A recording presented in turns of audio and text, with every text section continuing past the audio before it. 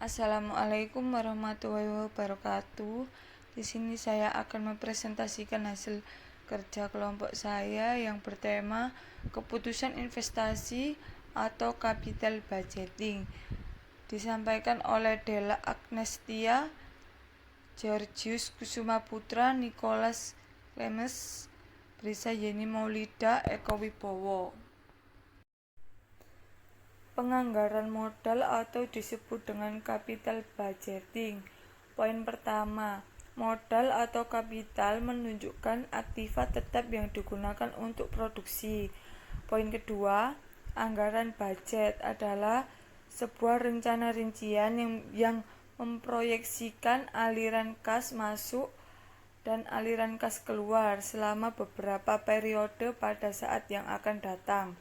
Poin ketiga, capital budget adalah garis besar rencana pengeluaran aktiva tetap. Poin keempat, penganggaran modal atau capital budgeting adalah proses perencanaan dan pengembalian keputusan mengenai pengeluaran dana yang berjangka panjang. Manfaat capital budgeting.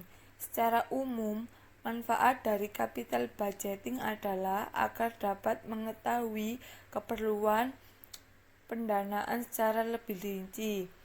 Hal itu karena dana yang terikat dalam jangka waktu lebih dari 1 tahun.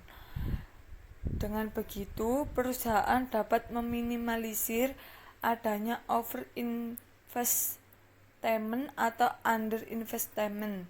Manfaat lain yang tidak kalah penting dari capital budgeting adalah agar dapat mencegah terjadinya kesalahan dalam pengembalian keputusan. Pengertian keputusan investasi adalah kebijakan manajemen dalam menggunakan dana perusahaan yang ada pada suatu aset yang diharapkan akan memberikan keuntungan di masa yang akan datang. Mengapa keputusan investasi atau capital budgeting merupakan keputusan yang sangat penting dalam perusahaan? Jadi, keputusan investasi dan keputusan pendanaan termasuk faktor penting bagi manajer perusahaan dalam memaksimumkan nilai perusahaan. Mempengaruhi nilai perusahaan karena dengan komposisi investasi yang baik akan dapat menarik investor untuk berinvestasi pada perusahaan tersebut. Dasar keputusan investasi itu ada 3. Yang pertama return, yang kedua resiko, yang ketiga hubungan antara return dan resiko. Oke, untuk return yang diharapkan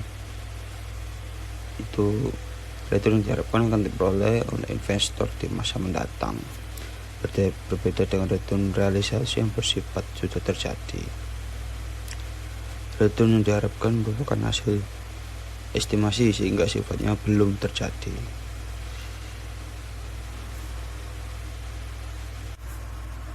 Untuk return aktual atau realisasi itu terjadi yang dihitung berdasarkan data historis. Return historis ini berguna sebagai dasar penentuan return ekspektasi dan risiko di masa datang atau bisa disebut conditioning expected return.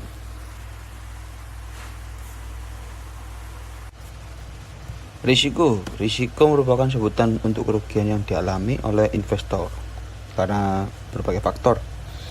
Kebanyakan risiko terjadi karena hal tidak terduga atau strategi yang tidak matang. Jadi bisa disebut mungkin pembahasannya mereka kurang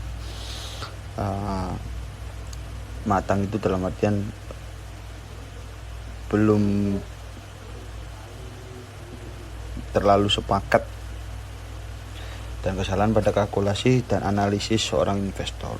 Jadi untuk resiko memang bisa dibilang sebagai hal yang memang harus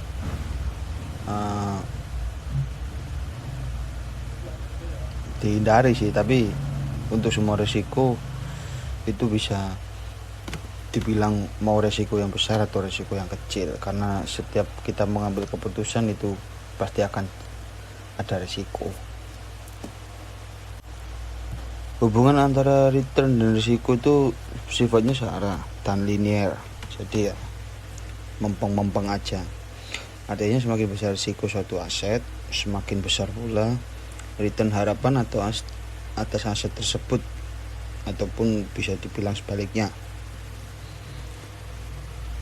Jadi sifatnya itu searah, harusnya searah. Kalau tidak searah, nah itu bisa diibaratkan harus memulai lagi untuk kematangan strategi dan lain-lain.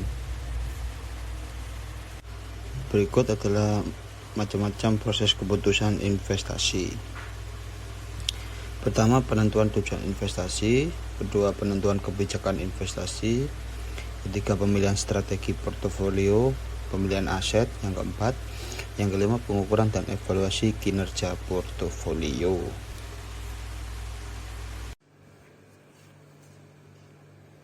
Ini adalah penjelasan dari proses keputusan investasi. Yang pertama, penentuan tujuan investasi. Tujuan investasi setiap investor berbeda, tergantung pada investor yang membuat keputusan tersebut. Yang kedua, penentuan kebijakan investasi. Tahapan ini dimulai dengan menentukan keputusan alokasi aset atau asset allocation decision. Yang ketiga, pemilihan strategi portofolio.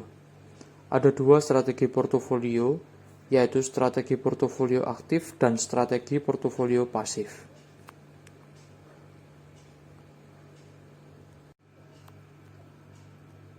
Selanjutnya, yang keempat, pemilihan aset. Setelah strategi portofolio ditentukan, selanjutnya pilih aset yang akan dimasukkan dalam portofolio. Yang kelima, pengukuran dan evaluasi kinerja portofolio.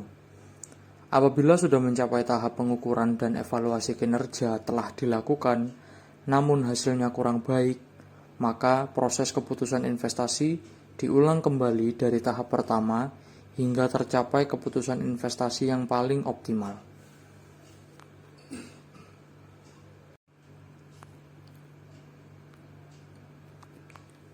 Lanjut ke pengukuran keputusan investasi.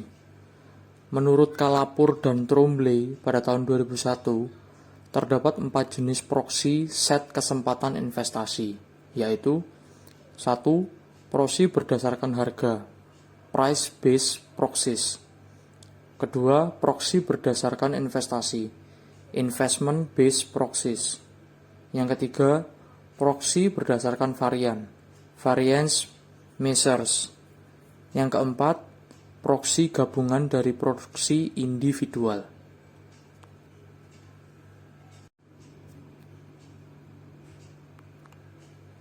Akan saya jelaskan pengukuran keputusan investasi dari yang pertama hingga terakhir. Yang pertama, proksi berdasarkan harga. Proksi yang menyatakan bahwa prospek pertumbuhan perusahaan sebagian dinyatakan dalam harga pasar.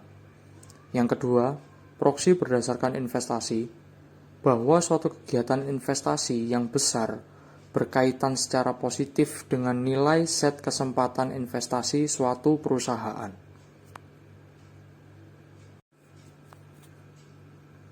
Lalu selanjutnya yang ketiga, proksi berdasarkan varian, bahwa suatu opsi akan menjadi lebih bernilai jika menggunakan variabilitas ukuran untuk memperkirakan besarnya opsi yang tumbuh.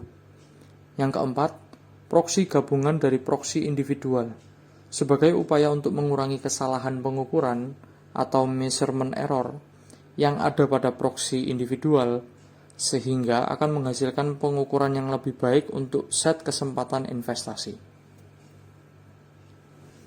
Sekian presentasi yang bisa kami sampaikan, kurang lebihnya mohon maaf. Semoga presentasi kami dapat bermanfaat bagi para penonton. Terima kasih.